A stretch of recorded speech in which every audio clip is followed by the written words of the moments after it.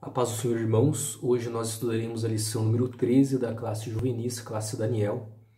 O título da nossa lição é A Igreja e o Movimento dos Desigrejados. O nosso texto bíblico encontra-se em Hebreus, capítulo 10, versículo 25, onde a palavra de Deus diz: Não deixemos de reunir-nos como igreja, segundo o costume de alguns, mas encorajemo-nos uns aos outros, ainda mais quando vocês veem que se aproxima o dia.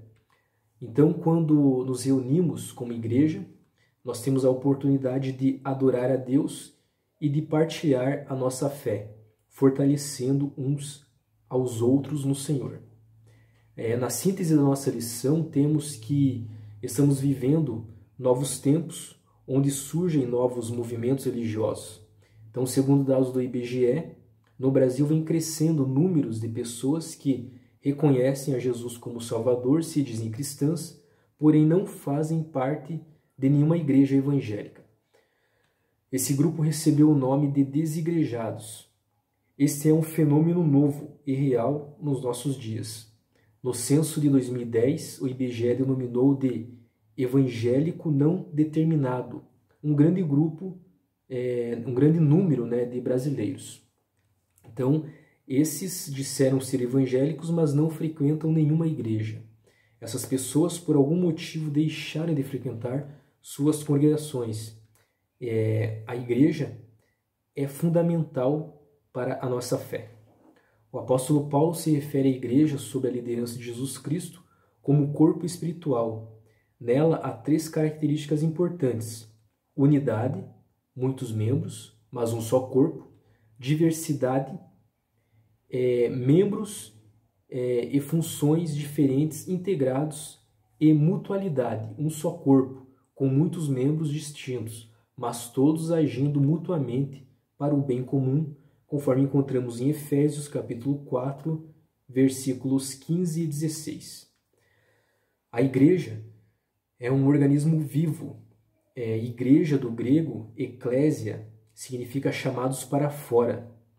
No livro Igreja, Identidade e Símbolos, encontramos que eclésia designa a igreja do nosso Senhor Jesus Cristo, instituída no dia de Pentecostes pelo derramamento do Espírito Santo. Essa comunidade universal, corpo glorioso e místico de Cristo, é composta por todos os homens e mulheres regenerados de todas as raças e línguas, que corresponderam positivamente à pregação do Evangelho e confessam e servem a Cristo como único e suficiente Senhor e Salvador de suas vidas. A Igreja, corpo de Cristo, é um organismo composto por crentes salvos, aqueles que foram chamados para fora, nascidos de novo. Assim, apenas pelo fato de uma pessoa frequentar a igreja, não significa que ela é parte do corpo espiritual de Cristo, pois para ser membro do corpo de Cristo não basta pertencer a uma instituição, mas ser de fato nascido de novo, vivificado pelo Espírito Santo. O apóstolo Paulo nos fala sobre a unidade do corpo e mostra a interdependência de membros vivos e ligados entre si e, sobretudo, a Cristo, conforme encontramos na primeira carta de Paulo aos Coríntios, capítulo 12, do versículo 14 até o 20. Por isso, cada membro deve contribuir para o bem do corpo inteiro. Estamos vivendo tempos difíceis e trabalhosos, conforme encontramos na segunda carta de Paulo a Timóteo, capítulo 3, versículo 1. À medida que se aproxima a vinda de Jesus, o número de apóstatas só aumenta. Apostatar significa renegar a fé, voltar atrás. Infelizmente, não são poucos os cristãos que estão apostatando da fé e seguindo a movimentos de homens. Estes, inchados em seu conhecimento, conforme encontramos em 1 Coríntios capítulo 5, versículos 1 e 2, eles manipulam a seu modo a palavra de Deus e preferem seguir as vãs filosofias que surgem, conforme encontramos em Colossenses capítulo 2, versículo 8. Então estamos vivendo um tempo de falso cristianismo. Por isso, o Evangelho de Cristo com o desafio de renunciar ao pecado, né, conforme encontramos em Filipenses capítulo 1, versículo 29, esse desafio ele vem sofrendo muitos ataques. E nós precisamos frequentar a igreja? A resposta é sim. A igreja não é uma invenção humana. O lugar da ovelha é no redil, ou seja, na igreja. Na parábola narrada por Jesus, Lucas capítulo 15, do versículo 4 ao 6, não sabemos o motivo de a ovelha ter deixado o pastor e o seu rebanho, mas com certeza ela deve ter sido atraída e seduzida por algo muito forte. Talvez você também esteja atraído pela ideia de poder ser crente, mas sem compromisso com a igreja, com a escola dominical, com o seu pastor. Mas cuidado, a igreja não é uma organização qualquer. Ela é o corpo de Cristo aqui na Terra e precisamos estar unidos a este corpo para nos mantermos vivos espiritualmente. Então, conforme nos ensina o apóstolo Paulo, a igreja de Cristo é simbolizada com um templo edificado sobre o fundamento que é Jesus, conforme Efésios capítulo 2, versículo 20 e 1 Pedro capítulo 2, versículo 6. Nós, os crentes salvos em Cristo, somos pedras vivas, conforme encontramos em 1 Pedro capítulo 2, versículo 5, que estão sendo moldadas constantemente na presença e no conhecimento pela mensagem de Jesus e os ensinamentos dos apóstolos, edificados sobre o fundamento dos apóstolos e dos profetas, de que Jesus Cristo é a principal pedra da esquina, no qual todo edifício bem ajustado cresce para o templo santo do Senhor, do qual também vós juntamente sois edificados para a morada de Jesus em espírito, conforme Efésios capítulo 7, versículo 20 até o versículo 22. Então, conforme o Novo Testamento nos ensina, a igreja é a casa de Deus, tanto de forma individual como de forma coletiva. E os crentes são o templo de Deus onde habita o Espírito Santo, conforme 1 Coríntios capítulo 13, versículo 16 e 17. Então, a igreja do Senhor Jesus Cristo é fundamental, né, para a nossa fé, para a nossa vida espiritual. Não por acaso o escritor aos Hebreus recomenda, não deixando a nossa congregação, como é de costume de alguns, antes admoestando-nos uns aos outros, e tanto mais quanto vedes que se vai aproximando aquele dia, conforme encontramos em Hebreus capítulo 10, versículo 25, que é o texto bíblico da nossa lição. A igreja não está no mundo por acaso, ela tem uma missão a cumprir.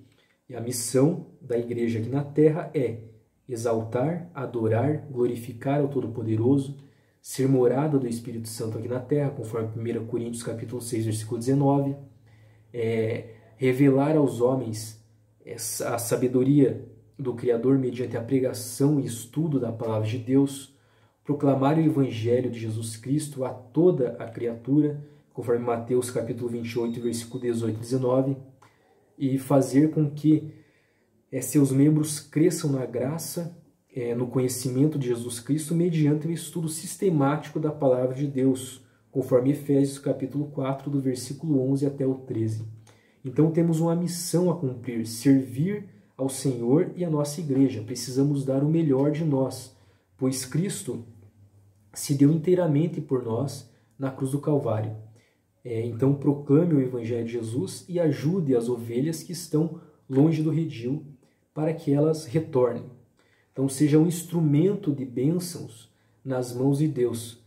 Sabemos que muitas igrejas que se dizem evangélicas não estão cumprindo com sua missão, desobedecendo ao Evangelho. Então, infelizmente, há algumas, mas parece uma empresa onde comercializam as bênçãos de Deus. Porém, isso não invalida o valor e a importância da igreja genuína, a instituída por Cristo, sobre a qual as portas do inferno não prevalecerão, conforme encontramos em Mateus, capítulo 16, versículo 18. O Senhor Jesus deixou duas ordenanças para a sua igreja, o batismo nas águas e a Santa Ceia. A Santa Ceia tem como objetivo relembrar a morte e ressurreição de Jesus. Ela também nos mostra que um dia o Senhor Jesus voltará para buscar a sua igreja. A ceia do Senhor é para todos aqueles que são membros do corpo de Cristo e que estão em comunhão.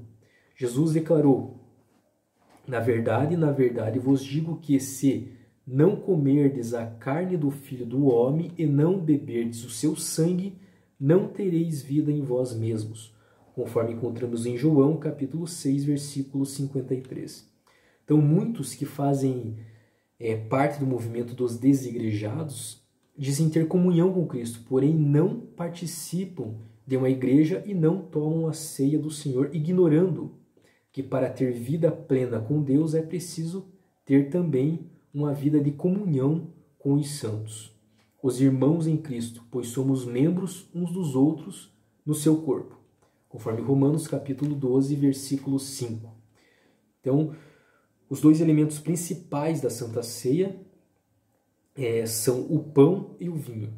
O pão representa o corpo de Cristo que foi ferido, moído na cruz do Calvário por nós. Já o suco de uva representa o sangue de Cristo que foi derramado na cruz por nós. Quando meditamos no sacrifício de Jesus por nós, sua igreja, amamos ainda mais o Senhor. Cristo pagou um alto preço para a nossa salvação e comunhão. Por isso precisamos deixar de lado qualquer coisa que possa magoar o Mestre ou nos impedir de estar na sua casa, pois lugar de ovelha é no aprisco.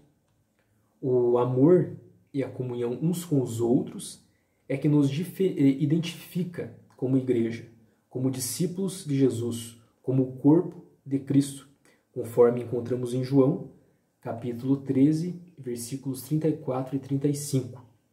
Então, reflita na oração que Jesus fez ao Pai, antes de enfrentar por nós a cruz. Ele orou assim: que todos sejam um, como tu, ó Pai, o és em mim, e eu em ti.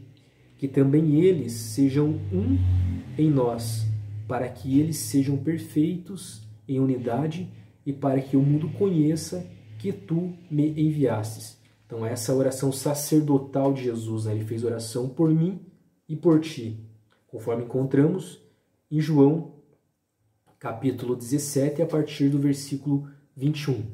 Então, não se aparte dessa comunhão conquistada e instituída por Cristo. Amém? Deus abençoe a cada um de vocês e até a próxima.